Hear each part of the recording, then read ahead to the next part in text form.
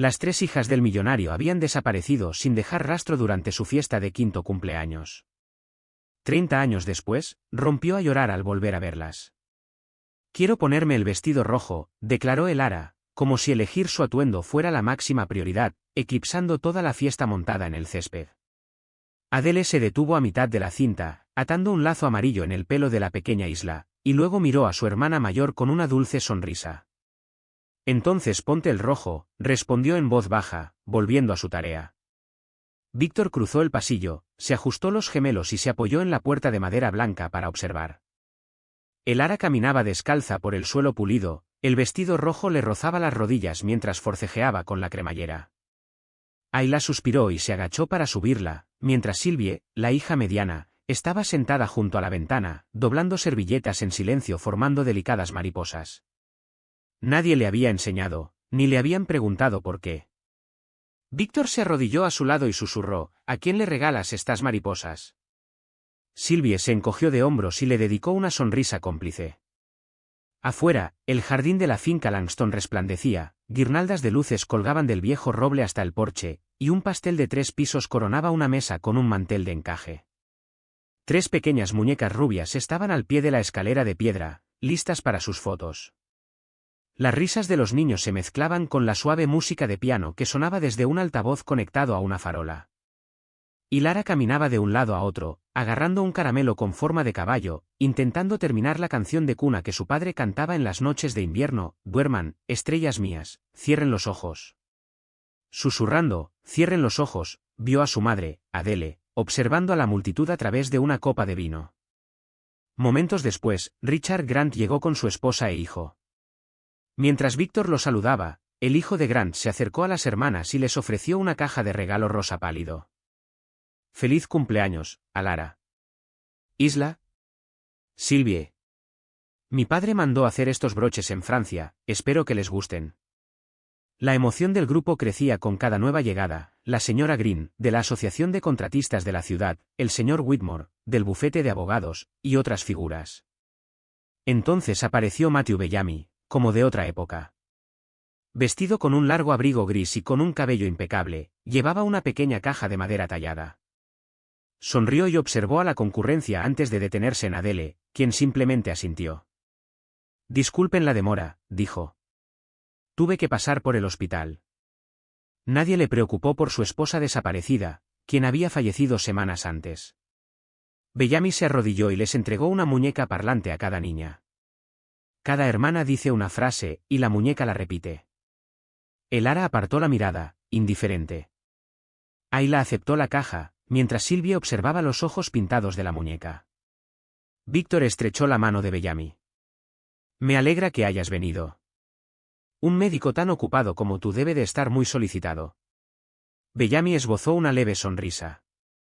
«Nadie debería perderse el último día de la perfección». Víctor frunció el ceño. «¿Qué quieres decir?». «Es broma, el último día que las niñas cumplen 4 años». Bellamy levantó su copa con la mirada indescifrable.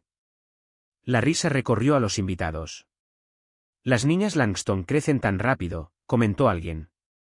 Adele se alejó, sola entre las flores, acariciando con los dedos las perlas de su cuello. Víctor la encontró y susurró: «Solo quedan unas horas para las niñas». La mirada de Adele permaneció oscura e inmóvil, como agua estancada. Caía la noche, las luces centelleaban como luciérnagas y el aire refrescaba. El aroma a vainilla del pastel inundaba el patio. Víctor, sentado a la larga mesa, observaba a sus hijas con orgullo y preocupación. Pensó que era el día más feliz de su vida. Bellamy volvió a alzar su copa. «Disfruten de esta noche. Después de todo, tienen 3 razones para ser felices. Pero recuerden, a veces la alegría es frágil». Víctor estaba a punto de responder cuando una voz gritó: «¡Listas para la foto!». Las chicas se sentaron en el banco al pie de la escalera, y Lara en el centro, Ayla a la derecha, Sylvie a la izquierda, con los rostros iluminados por la luz dorada. La cámara hizo clic. 3, 2, 1. De repente, las luces parpadearon. Víctor ordenó a un sirviente que investigara. «Puede que haya un problema eléctrico». El momento se congeló, el silencio solo fue roto por los pasos apresurados del sirviente. Disculpen la interrupción. Continúen, por favor. Las luces se estabilizaron mientras Víctor acercaba a Adele y observaba a las hermanas tocar. Menos de 10 minutos después, las risas cesaron. Los invitados regresaron a la mesa del pastel y no encontraron niños. ¿Dónde están las niñas?, gritó alguien. La voz de Víctor se quebró al observar el patio vacío. ¿Y Lara? ¿Ayla? ¿Sylvie? Una muñeca de madera yacía boca abajo cerca de las escaleras, con sus ojos de cristal fijos en el cielo gris. Una brisa agitaba las luces sobre su cabeza. Un jardinero entró corriendo, con voz temblorosa. Señor Langston, vi 3 vestidos flotando frente a la pared, pensé que estaban jugando al escondite. La música se detuvo y el aire pareció desaparecer. 3 velas ardían sobre el pastel intacto, la cera goteaba sin que nadie se diera cuenta. El banco estaba vacío, ni rastro de las chicas de rojo, amarillo o azul. Víctor Langston se quedó paralizado, mientras los segundos se prolongaban como una eternidad. Caminó hacia el banco, luego hacia la puerta entreabierta del jardín. Su pie rozó una cinta roja, el pequeño lazo que había atado en el pelo de Lara hacía menos de media hora. ¿Y Lara? ¿Ayla? ¿Sylvie? Su llamada resonó en el silencio de la noche, sin respuesta pero urgente, mientras corría a buscarlos. Nadie vio a las chicas. Nadie. Adele permaneció tras la puerta de cristal, completamente inmóvil desde el momento en que los 3 rostros sonrieron a la cámara. Sostenía una copa de vino llena e intacta, sin poder alcanzar el borde con los labios. Su mirada recorrió a la multitud, sin ver nada, como si esperara una señal silenciosa enviada desde algún lugar más allá de los cuidados jardines de la finca. Bellamy se deslizó junto a ella, con una presencia oscura a su lado. No le puso la mano en el hombro ni la llamó, simplemente esperó, paciente y silencioso, como una sombra suave. Tras unos instantes, habló, su voz era tan suave que hasta el viento pareció callar para escuchar. Todo irá bien, Adele, susurró. Intenta no romperte el corazón, no te conviene. El dolor se calmará. Adele giró lentamente la cabeza. Tenía los ojos secos, sin lágrimas. No preguntó cómo podía mantener la calma ni respondió. En cambio, sus dedos se apretaron contra el cristal hasta que sus nudillos brillaron de un blanco radiante. En el jardín, Víctor se abrió paso entre los ansiosos invitados, con el rostro desencajado por la preocupación. Algunos se asomaban a los arbustos en flor, mientras que otros se congregaban tímidamente junto a la mesa del pastel, murmurando sobre abrigos y el viento frío, temiendo que las niñas hubieran corrido al lago. Los niños se acurrucaban en los rincones, con los ojos abiertos, el personal susurraba sobre puertas desatendidas y se preguntaba si alguien notaría un secuestro en curso. En la sala de estar de la villa, los rumores se elevaban como el humo. ¿Cuántos empleados tiene esta casa?, preguntó alguien. ¿Podría ser algún familiar? El televisor, aún encendido en la habitación contigua, transmitía en directo desde el exterior de la finca Langston. Una reportera rubia, con los párpados cubiertos de delineador, dio su escalofriante veredicto: la misteriosa desaparición de las 3 hijas de Víctor Langston estaba conmocionando profundamente a las autoridades locales. En la pantalla, el propio Víctor giró bruscamente la cabeza mientras los policías entraban en tropel por la ornamentada puerta. Apenas 30 minutos después de que el primer grito destrozara la fiesta, un sedán civil gris llegó y dejó a una mujer menuda con el cabello recogido en la nuca. La detective Marisol Reyes se adentró entre la multitud, sin uniforme ni placa, pero con la autoridad de quien sabía exactamente qué hacer. Ordenó que se cercara el jardín, ordenó al personal registrar cada entrada y salida, y se arrodilló junto a una cinta carmesí atada a un banco, contemplando la oscuridad del límite del bosque. Un camarero se acercó a ella con voz temblorosa. Vi un coche extraño junto a la valla, pensé que era solo un cliente. Número de matrícula, descripción, respondió Reyes sin levantar la vista. Pero antes de que pudieran surgir más detalles, llegó el jefe Ruggles, seguido de 2 agentes. Sus pasos solemnes calmaron la creciente tensión, paralizando a todos. Retrocedan, ordenó Ruggles con voz vibrante. Esta es una casa prestigiosa. Procedemos con la máxima precaución. Reyes los miró desafiante. Los niños llevan desaparecidos menos de media hora. Fui el primero en llegar. Lo sé, interrumpió Ruggles, pero la influencia de este hombre exige que procedamos con cautela. Tras un largo silencio, Reyes se alejó, observando huellas de neumáticos poco visibles y tenues marcas de desgaste cerca de la puerta norte. Víctor no notó nada. Se agachó cerca del banco, tensando la cinta hasta que sus fibras se clavaron en la palma de su mano. No sollozó, solo el silencio, instintivamente, mantuvo a la gente alejada. Bellamy se paró cerca de su hombro, esta vez colocando una mano suave sobre la espalda de Víctor. Conozco este dolor, dijo en voz baja. Perdí a mi hija el año pasado. Al principio, no podía respirar. Luego, el dolor, de alguna manera, comenzó a disminuir. Víctor no se giró. Miró fijamente los árboles, donde se formaban sombras como tinta.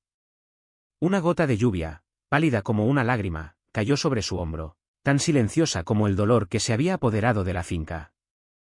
Una brisa agitaba las guirnaldas que colgaban de las ramas, su brillo titilaba como brasas moribundas. Víctor apretó la cinta con más fuerza. Nadie vio sus ojos, pero cualquiera que lo hubiera hecho habría visto algo rompiéndose, pero negándose a romperse. Un padre aferrado al último recuerdo de su hijo antes de que la oscuridad lo reclamara para siempre. A lo largo del sinuoso sendero que conducía a la mansión Langston, el musgo se aferraba a las piedras y un poste de la cerca se inclinaba, podrido por el tiempo. Cada mañana, a las 7:15 en punto, Víctor Langston se ponía su viejo abrigo de lana con cuello de terciopelo y anudaba un pañuelo blanco en el bolsillo. Paseaba por el jardín, asegurándose de que nada valioso pasara desapercibido. Entonces se detenía frente al banco de roble, desgastado y desconchado, donde sus hijas se habían sentado 30 años antes. Continuó quitándole el polvo, y cada pequeño y lento gesto parecía borrar las huellas de su dolor. Madame Beatrice, su hermana mayor, observaba en silencio desde la ventana del piso de arriba, comprendiendo que su hermano necesitaba este ritual para no desmayarse. Es extraño, dijo un día, lo has perdido todo, y aún así vives mejor que muchos que lo tienen todo. La tranquila respuesta de Víctor resonó en su memoria, porque recuerdo todo lo que he perdido. Los rumores se arremolinaban por la mansión como lianas flotantes. Conflictos comerciales, amantes celosas, oscuras disputas familiares, cada teoría susurrada, cada una más fantástica que la anterior. Víctor las oía todas, solo los rumores, lo sabía, sobrevivían incluso a la cruda realidad. Esa tarde, cayó una llovizna mientras Víctor cenaba solo, con la sopa temblando en su plato. Beatriz estaba ausente, en el club de lectura de su iglesia. La televisión llenó el silencio con un reportaje benéfico, un pequeño campamento para huérfanos en las montañas del norte. Risas y sol danzaron en la pantalla hasta que Víctor se quedó paralizado. Un joven voluntario se agachó para atarle los zapatos a un niño y luego se giró hacia la cámara. Ese rostro, esos ojos, más que un simple parecido, eran un eco penetrante de algo que se había esforzado tanto por olvidar. El narrador pronunció su nombre, Hilara, una niña de acogida que había decidido quedarse y ayudar a otros como ella. La mano de Víctor golpeó la cuchara, salpicando la sopa amarilla sobre la mesa y goteando sobre el suelo de baldosas. Se levantó de un salto, la silla se cerró de golpe tras él, con el corazón latiéndole con fuerza. Un silencio se arremolinaba en la habitación, roto solo por su respiración entrecortada. En la pantalla, Hilara esbozó una leve sonrisa.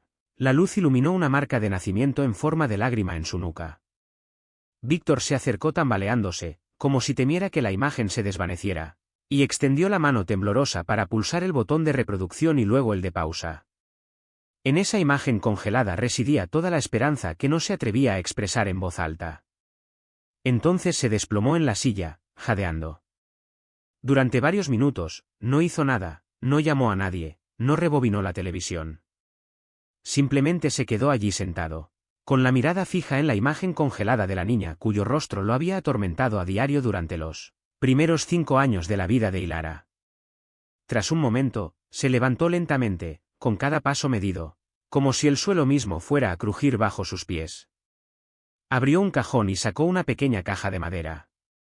Dentro había una foto de una fiesta de cumpleaños de hacía 30 años, 3 niñas sentadas en un banco, un coche borroso al fondo y la sombra lejana de un adulto, una figura anónima a la que nadie le puso nombre. Colocó la foto amarillenta junto a la pantalla del televisor, con las manos temblorosas pero firmes. Las líneas de su rostro, la suave curva de sus ojos, el atisbo de una sonrisa en sus labios, todo decía la misma verdad. Víctor tragó saliva con dificultad.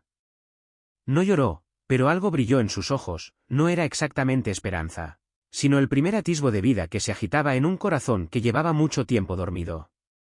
Extendió la mano, con el dedo tembloroso, como si trazara una fractura en el tiempo. «Eres tú», susurró, con la voz suspendida como el viento entre las hojas secas. La enorme casa pareció inclinarse hacia adelante, conteniendo la respiración. El pasillo de la planta baja terminaba en una puerta tan cercana y a la vez tan lejana que parecía una barrera, entre él y sus recuerdos. Todos la llamaban el almacén, pero Víctor sabía que no era así. Era la tumba donde había enterrado su esperanza hacía 3 décadas, y ahora iba a desenterrarla. La puerta pintada de blanco tenía un arañazo en forma de X cerca del tirador, tallado hacía mucho tiempo con una cuchara de plástico. «La estoy marcando para poder encontrarla algún día», había dicho la pequeña Ilara entre risas, y la familia se había reído, hasta que Adele la había regañado cariñosamente. Ahora Víctor sostenía un juego de llaves descolorido, probando cada una hasta que una encajaba. La cerradura se abrió como un sello antiguo en una mañana de invierno. Dentro, una tenue luz amarilla titilaba sobre una espesa capa de polvo, revelando cientos de artefactos de otra época, casetes de audio, documentos amarillentos, mapas dispersos, fotografías enrolladas y cuadernos repletos de la caligrafía apretada y angular del vencedor, escrita bajo el peso del miedo. En el centro de la habitación había una tabla de madera de tamaño natural. En tinta roja, una marca de nacimiento en forma de lágrima conectada por líneas a 3 regiones distantes. 3 teorías, 3 chicas. «Lo guardé todo», murmuró Víctor, con una voz tan suave que parecía solo para él. Beatrice se movió en silencio entre las reliquias. Se detuvo frente a una foto de Ilara a los 3 años, sentada en un suelo de madera, aferrada a un libro de cuentos de hadas con la lomo roto. Otra mostraba a Isla sonriendo, con el pastel untado en la cara de Sylvie. Cada imagen era una cuchilla silenciosa que se hundía en la memoria. «Nunca me despido», dijo con voz ronca. Víctor negó con la cabeza, con la mirada fija en el cuadro. «Intenté soltarlo todos los días, pero los recuerdos se aferran como raíces, no me liberan». Cerró los ojos, respirando hondo. «Hoy sé que siguen vivos». Abrió un cajón, sacó una grabadora de casetes amarillenta por el tiempo y le puso pilas nuevas. Su pecho subía y bajaba como si se preparara para una tormenta. «Clic, buenas noches, queridos. Papá los quiere. Cierren los ojos ahora, no dejen que el dragón gris se suba a su cama. Papá está aquí». La voz del joven vencedor crepitó, tierna y distante. Risas, bostezos sonolientos, luego un silencio bendito, la canción de cuna de las noches desvanecidas. Beatrice se dio la vuelta, secándose las lágrimas con la manga. Víctor pulsó el botón de parada y dejó la grabadora como si estuviera reconstruyendo un fragmento de su alma. Tras una larga pausa, preguntó: «Hermana, ¿qué hago ahora?». Beatrice se desplomó en una silla, con los ojos rojos e inmóviles. Saldría de esta casa al amanecer. Seguiría el rastro de esa chica. Si enterraste tu vida para preservar estos recuerdos, lucha para recuperar a uno de los 3 pequeños que una vez te llamaron padre. «Luchar», repitió. «Ya no soy tan rápido. Mis contactos se acabaron, el dinero se acabó». Ella le tomó la mano. «Aún tienes fe, y yo sigo aquí». Las palabras se asentaron en él como una promesa. Se levantó, rebuscó en una guía telefónica descolorida y marcó un número antiguo. Tras unos timbres, una voz anciana respondió: «¿Hola?» «Harold, soy yo, Víctor». Silencio. «Necesito un investigador, creo que he encontrado uno». En el otro extremo, una silla crujió. «Cuéntamelo todo».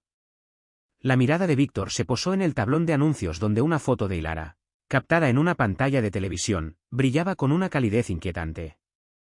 El vestido rojo en llamas, el pastel en la mano, desentonaba con la canción de cumpleaños.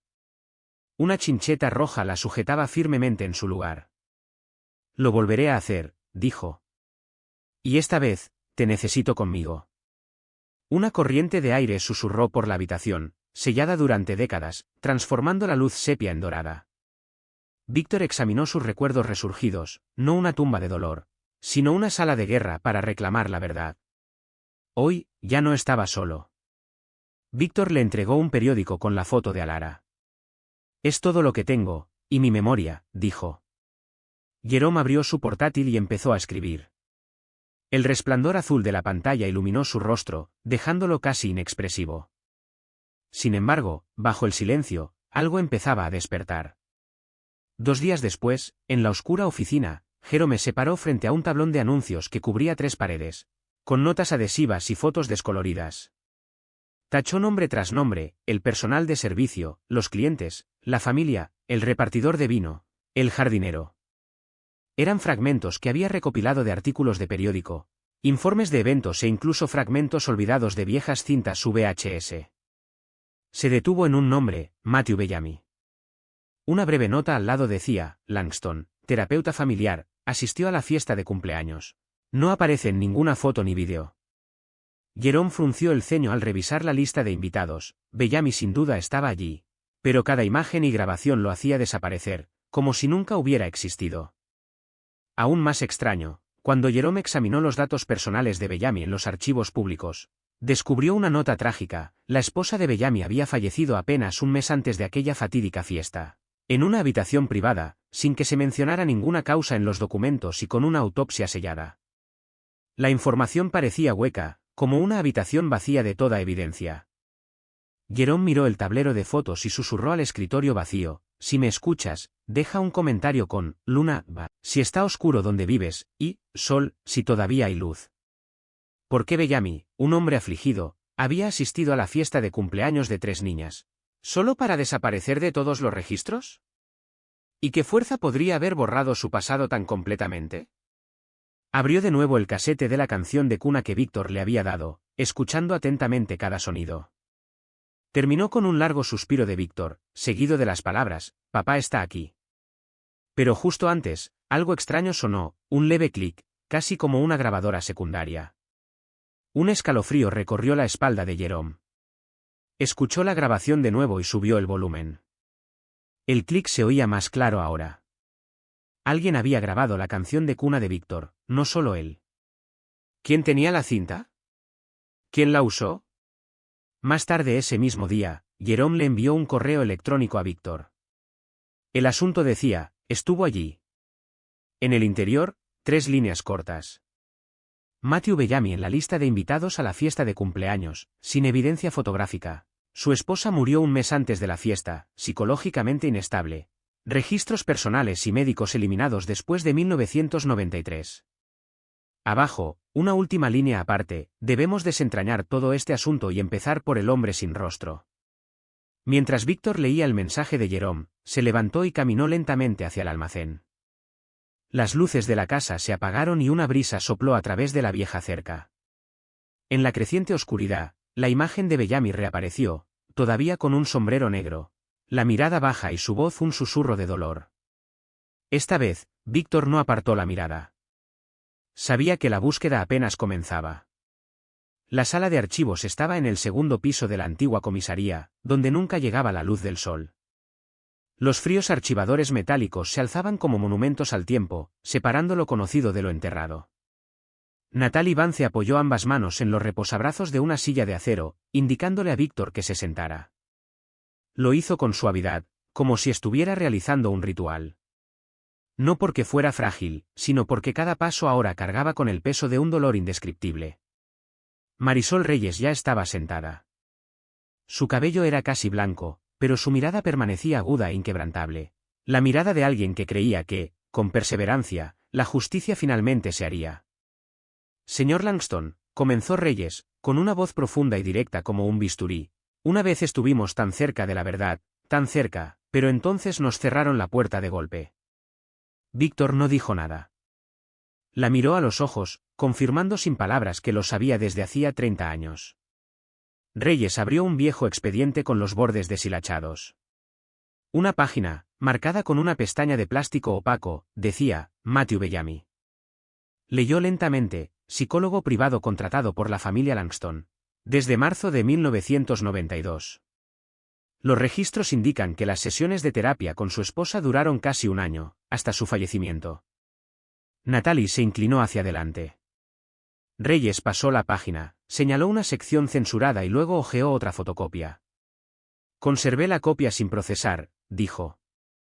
Hay un informe interno del orfanato Opeville, de 1991. Bellamy fue denunciado por comportamiento inapropiado con menores durante la terapia de grupo, pero nadie dio seguimiento a la investigación. Nadie. ¿Por qué lo eliminaron del registro oficial?, preguntó Natalie con la voz teñida de ira. Reyes levantó la vista. Porque estaba protegido. Alguien estaba detrás de él. En ese momento, solo teníamos sospechas e instinto. Víctor permaneció en silencio, con la mano ligeramente temblorosa, no por la edad, sino porque comprendió que la verdad había sido enterrada. Sus 3 hijas habían sido confiadas a un hombre que intentaba sanarse quebrantando a otros. Reyes cerró el expediente y sacó un mapa viejo. Señaló 3 marcas rojas, 3 grandes albergues de beneficencia que funcionaron entre 1993 y 1995. En una ocasión especulamos sobre un caso de trata de menores, los niños ya no estaban en el país. Pero si se trataba de una ruptura del ecosistema familiar, los llevaban a 3 lugares diferentes, aislados, pero sometidos al mismo sistema de manipulación. Bellamy desapareció de los archivos después de finales de 1993, dijo Víctor, con la mirada fija en el mapa. Reyes le sostuvo la mirada. Pero en 1995, un hombre que usaba documentos médicos bajo otro nombre, Henry Delmore, fue ingresado por deterioro cognitivo temporal. Su rostro era casi idéntico al de Bellamy. Natalie abrió rápidamente su portátil y tecleó los datos. Este nombre se usó para el registro en una residencia de ancianos en Edenry, un pequeño pueblo en las montañas occidentales. El silencio invadió la sala. Solo se oía el sonido de la escritura y la respiración agitada de 3 personas acostumbradas a la decepción, pero aún con fe. Víctor se levantó. No fue una petición, sino una decisión. Vamos. Edenry tenía una calle principal, 2 cafeterías y 3 gasolineras. El viento allí no pertenecía a ninguna estación, solo a una antigua tristeza que esperaba ser nombrada. La residencia de ancianos Eden Pines se encontraba al pie de una colina. Sus ventanas polvorientas y cortinas medio corridas parecían sugerir que nadie necesitaba mirar afuera. Víctor y Reyes entraron. Una joven enfermera los condujo por un pasillo revestido de madera hasta la última habitación a la izquierda. El señor Henry no habla mucho, susurró. No le gustan las visitas. Siempre que llega una nueva, reacciona con violencia. Reyes asintió. Deja que nos encarguemos de esto. La puerta se abrió con un crujido. El aire estaba cargado de olor a lejía y madera podrida. Un hombre estaba sentado en la cama, de hombros estrechos y cabello ralo, pero al encontrarse con la mirada de Víctor, se sobresaltó al reconocerlo. Bellamy, rugió el anciano como un animal acorralado. Fuera de aquí. No sé nada. No me queda nada. Reyes retrocedió, pero Víctor no. Avanzó con valentía, sin vacilar, como un padre privado de una sola pregunta durante 30 años. Me conoces y sabes por qué estoy aquí, dijo Víctor con firmeza. Pero, pesado como una losa de piedra, Bellamy temblaba. ¿Estaban bien? Los amaba, no les hice daño. ¿Es la separación amor?, preguntó Víctor, cada palabra fluyendo como sangre de un corazón herido. Reyes se desplomó en la silla frente a Bellamy. Solo necesitamos una cosa, Matthew, un nombre, un lado, un recuerdo, solo uno. Bellamy giró la cara hacia la pared. Tenía los ojos húmedos, nadie sabía si por miedo, arrepentimiento o la ilusión de un alma perdida hacía mucho tiempo. La habitación quedó en silencio durante lo que pareció una eternidad. Entonces Bellamy susurró. El coche, gris plateado. Tomé el primer coche a New Haven, cantó todo el camino. Víctor retrocedió, como si alguien le hubiera abierto el pecho por primera vez en 30 años. Un fragmento real había sido extraído del suelo. Hay montañas en el norte donde el viento nunca cesa.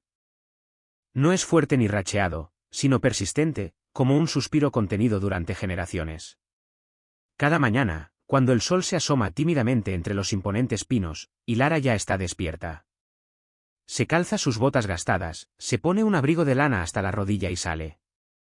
Sigue el sendero que lleva del campamento infantil al pozo.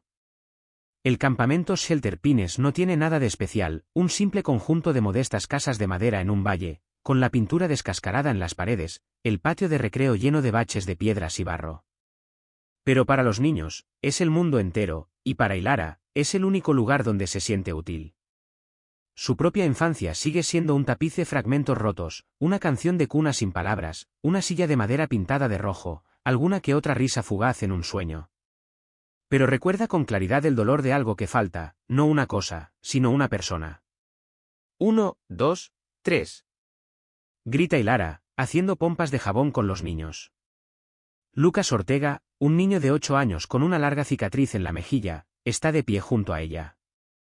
Rara vez habla, pero dibuja constantemente.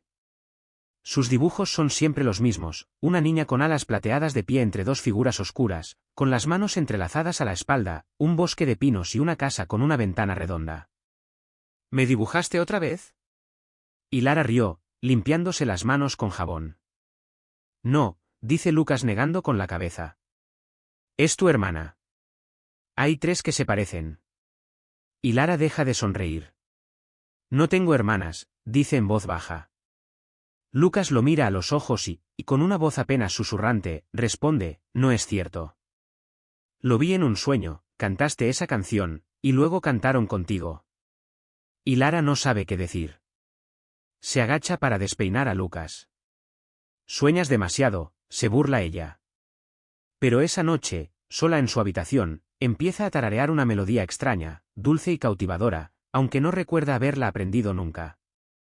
La canción fluye de sus labios sin esfuerzo, como si siempre hubiera sido parte de ella. A la mañana siguiente, un hombre extraño aparece en la puerta del campamento. Lleva un abrigo largo, el rostro arrugado y la mirada cansada, pero no fría. Ilara lo ve mientras tiende su ropa. Se acerca a él. Disculpe, ¿a quién busca?, pregunta. El hombre la miró fijamente un buen rato, con la mirada fija en la pequeña marca de nacimiento en forma de lágrima que tenía en el cuello derecho. Ilara nunca le había prestado mucha atención.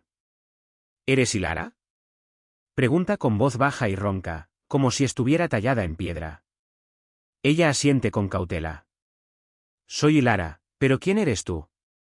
El hombre no responde.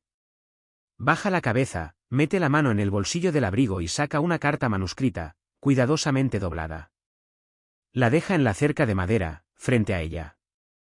Lo siento, todavía no puedo decir nada, susurra.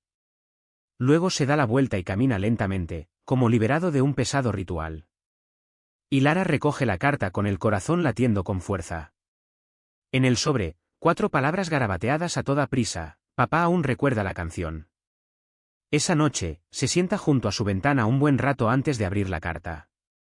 En el interior, la escritura se inclina y tiembla. Cariño, si no me recuerdas, no pasa nada. Yo todavía te recuerdo y cada palabra que cantabas. Había una vez 3 pajaritos sentados en un banco, con vestidos rojos, amarillos y azules. Tú eras uno de ellos. ¿Lo sabías? Cada mañana, sigo limpiando ese banco, aunque ya nadie se siente en él. Lee esta carta con todo tu corazón y luego decide. No te obligaré. Pero si alguna vez te has preguntado por qué siempre sueñas con una voz que canta, por qué en tus sueños hay 2 manitas agarradas, entonces sabes que es un recuerdo, no una imaginación. Ilara dobla la carta con manos temblorosas. Afuera, el viento vuelve a soplar entre los pinares. En su silbido, oye una voz lejana y antigua, alguien como ella, llamándola. En la ciudad, Jerome Devers y Natalie Vance llaman a Víctor simultáneamente, con urgencia en sus voces. Llevan en sus manos un expediente transmitido por Reyes, detallado, completo, sin vaguedades. Matthew Bellamy usaba la hipnosis para suprimir los primeros recuerdos de los niños, dice Natalie con frialdad. Tenía cómplices que internaron a los 3 niños en diferentes instituciones. Les cambió los nombres, falsificó sus historiales y los integró al sistema de acogida, una red de mentiras. Jerome añade, Reyes concluyó que el motivo estaba claro. Bellamy perdió a su hijo y a su esposa, y sufrió un trauma severo. Creyó que estaba viviendo una tragedia, mientras que Víctor lo invitó a una alegre reunión familiar. Fue un insulto. Una vez escribió: «La familia es una ilusión en la que solo creen los tontos. Demostraré que es mentira». Víctor permanece inmóvil. El viento exterior aúlla ahora entre las viejas tejas, ya no suave, sino insistente.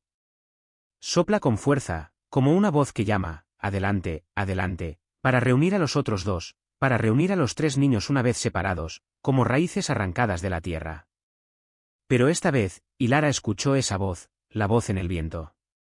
El pueblo de Raventon se esconde en un pequeño valle, cuyas sinuosas laderas conducen al único hospital, Raventon Mercy, un edificio de 3 plantas con pintura blanca descolorida por el viento y el clima. El invierno aún no ha llegado, pero el frío se cuela por todas las mangas mientras el rocío de la mañana se adhiere a los viejos techos de tejas. Los lugareños viven con sencillez, pidiendo poco y compartiendo aún menos. Isla Lorne es una de ellas. Vive encima de una antigua panadería, en un segundo piso, y camina por la calle principal todas las mañanas para llegar al hospital. Enfermera, es puntual, cuidadosa y meticulosa, incluso con la mecánica. Sus colegas dicen que tiene una mirada amable pero distante, como si siempre estuviera esperando algo que no puede identificar. Su guardería está impecablemente ordenada, sin fotos familiares, solo unas cuantas fotos monocromáticas de un bosque, la orilla de un lago y un banco bajo un árbol. Isla no sabe por qué eligió estas fotos. Simplemente las siente cercanas, como un viejo sueño que se repite noche tras noche, con niños riendo y un vestido amarillo ondeando al sol. Una tarde, mientras Isla revisaba los registros de los pacientes en la unidad de recuperación, la señora Catherine Goldsmith, una anciana ligeramente senil, de repente le agarró la mano. «Chica rubia, vestido amarillo», susurra la anciana con los ojos abiertos. «Te vi en 1993, llorando en el bosque. En tu mano, una pequeña marca de nacimiento». Isla se congela. «¿Qué dijiste?» La anciana cierra los ojos. «Nunca he olvidado ese llanto. Estaba perdida, intentando encontrar el camino de vuelta al viejo campamento, cuando vi a una niña pequeña agarrando una muñeca de madera. Esa niña eras tú». Isla se sienta a su lado, sonriendo suavemente, aunque por dentro se está desmoronando. «No recuerdo nada antes de los 6 años», admite en voz alta por primera vez. «Todos mis expedientes de acogida empiezan a partir de ese año, no existía nadie antes». Esa noche, Isla no regresa a casa. Permanece en el hospital, recostada en la banca cerca de la oficina administrativa, escuchando el suave zumbido del respirador e intentando reconstruir los fragmentos en su mente. Una voz interior le susurra: «Esto es memoria, no imaginación». Pero no sabe qué recuerda ni por qué le acelera el corazón de esa manera. 3 días después, un hombre apareció en recepción. Vestía una camisa arrugada, una vieja chaqueta de cuero, llevaba un maletín y no sonreía. Jerome Devers. No dijo mucho. Simplemente le dejó un sobre a Isla con una nota que decía: «Hay algo que debes saber». Ayla entró sigilosamente en la sala de descanso y abrió el sobre. Dentro, encontró 3 objetos. El primero era una fotografía en blanco y negro, una niña sonriente con un vestido amarillo, de pie entre otras 2 niñas, una vestida de rojo y la otra de azul. Un tenue texto al final decía: «Hilara Isla Silvie, 5º cumpleaños». El segundo elemento la pilló desprevenida, un dibujo infantil de 3 figuras tomadas de la mano bajo un árbol enorme, con una casa vieja al fondo. Los trazos eran irregulares, pero la escena rebosaba inocencia y misterio. El tercer objeto era una foto en la pantalla del televisor: Hilara, la joven voluntaria de Shelter Pines. Ayla observaba la imagen, con la mano apoyada en el cuello y los dedos rozando la familiar marca de nacimiento en forma de lágrima. La habitación pareció inclinarse mientras las lágrimas brotaban de sus ojos. No recordaba cuándo había empezado a llorar, solo que había permanecido allí sentada un buen rato, mirando su reflejo como si esperara que la chica de la foto atravesara el espejo y gritara su nombre. Un suave golpe en la puerta de la sala de guardia la hizo retroceder de un salto. Victor Langston estaba justo en el umbral, ya mayor, canoso, con los ojos llenos de un deseo que Ayla nunca antes había visto. No entró. En cambio, se quedó en el umbral, con las manos entrelazadas y la cabeza gacha. Las lágrimas trazaban silenciosos surcos por sus mejillas. «Lo siento», dijo en voz baja. No pude protegerte. Ayla no respondió. Se levantó y caminó hacia él, pero se detuvo a unos pasos. ¿Por qué?, susurró. ¿Por qué viví una vida que no elegí? Víctor guardó silencio un momento y luego sacó algo del bolsillo de su abrigo. Una vieja y descolorida muñeca de madera. Es lo único que no se te cayó al irte de casa, explicó con voz temblorosa. Es todo lo que me queda por darte ahora. Ayla aceptó la muñeca. Sus lágrimas se secaron, pero sus ojos brillaron como si un glaciar se hubiera roto, permitiendo que las cálidas aguas volvieran a fluir.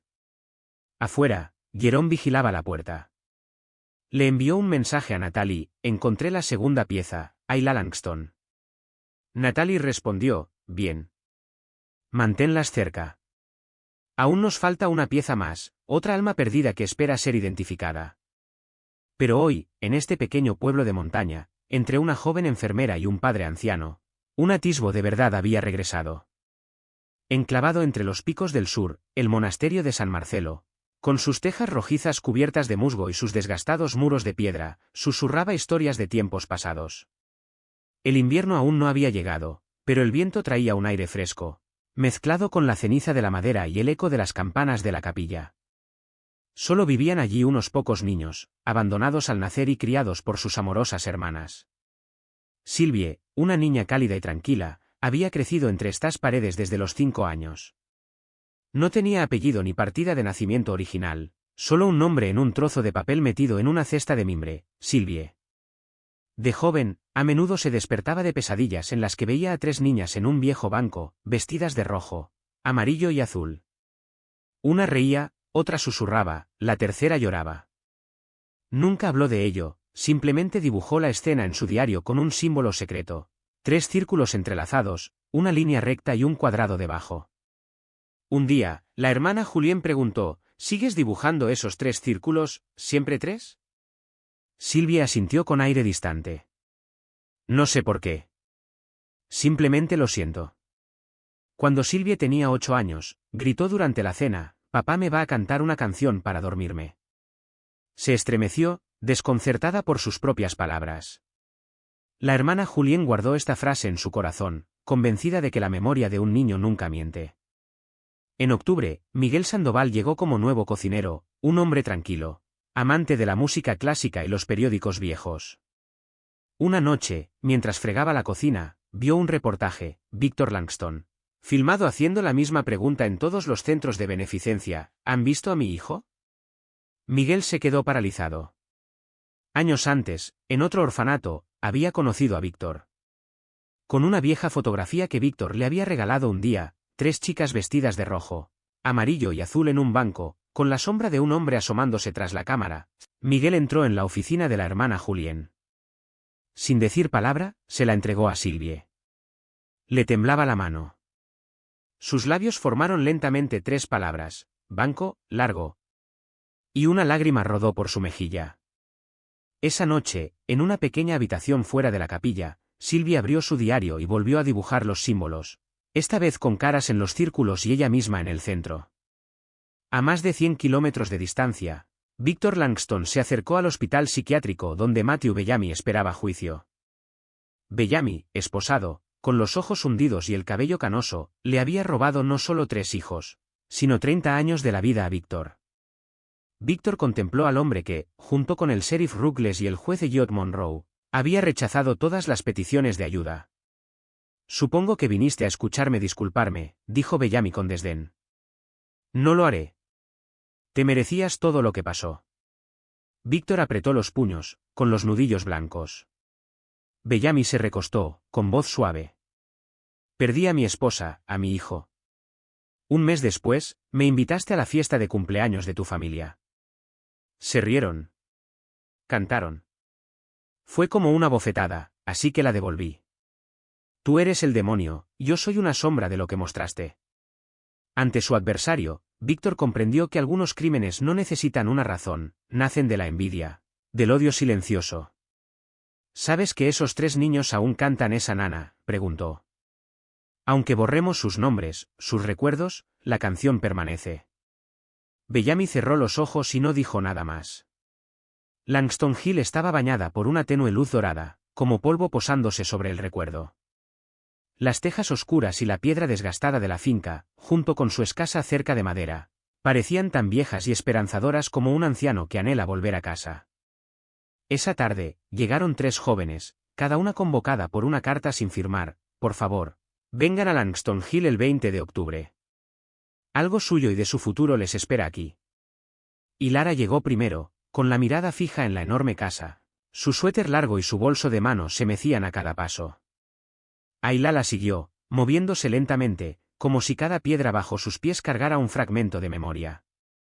Sylvie llegó con Miguel, agarrando una foto desgastada contra la verja de hierro. Natalie Vance los saludó, ofreciéndoles poco más que una invitación silenciosa. Los 3 se sentaron en el mismo banco donde tanto había comenzado, el asiento de roble que Víctor había pulido cada mañana durante 30 años. La sala estaba en silencio. La luz de la tarde entraba a raudales por la ventana, tiñéndolos de un cálido dorado. En un rincón apartado, Víctor sostenía una vieja grabadora de casetes, la misma que usaba para cantarle nanas a su hija todas las noches. Le dio al play. La estática y el paso del tiempo crepitaron antes de que sonara una melodía familiar: duerman bien, mis amores. Papá los quiere, cierren los ojos. Los ojos de Lara se abrieron de par en par. Sus labios se separaron, tarareando una suave nota. Ayla extendió la mano hacia Lara. Sylvie exhaló suavemente. El roce se sintió menos como un roce y más como un reconocimiento. Mientras la melodía los envolvía, 3 corazones se conmovieron.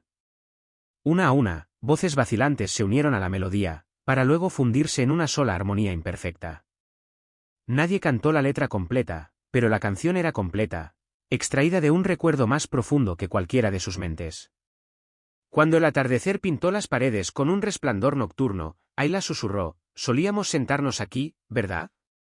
Víctor se levantó y caminó hacia ellos, el viento agitaba la cortina tras él. No quiero obligarlos a creer lo que no recuerdan, dijo con voz ronca. Pero si algo los conmueve, dejen que esta imagen hable. Colocó una fotografía descolorida sobre la mesa. Y Lara extendió la mano y tocó el borde. Los ojos de Sylvie se llenaron de lágrimas. Se vieron allí, 3 niñas vestidas de rojo, amarillo y azul, riendo en ese mismo banco, con un gran pastel entre ellas, y el hombre que cantaba canciones de cuna todas las noches. De repente, los recuerdos afloraron, incompletos en detalles, pero vívidos en sentimiento, risas resonando en el jardín, manitas acercándose, el resplandor de las velas en un pastel de cumpleaños de 2 pisos. De repente, 3 mujeres lloraron al unísono, sus lágrimas sanando almas una vez destrozadas. Víctor permaneció en silencio, con lágrimas brillantes pero aún presentes, comprendiendo por fin que la crueldad no puede sepultar el amor. Su familia estaba unida de nuevo, no por pruebas ni un veredicto, sino por un vínculo más antiguo que el recuerdo. 3 piezas de rompecabezas, 3 vidas, 3 almas perdidas, ahora reunidas. Quizás dentro de cada uno de nosotros se esconden recuerdos enterrados, preguntas sin respuesta y conexiones olvidadas, siempre a la espera de ser recordadas. ¿Alguna vez has escuchado una vieja canción y has sentido que tu corazón la reconoce antes que tu mente? Si alguna vez te sucede, que aceptes esa llamada y te reencuentres contigo mismo.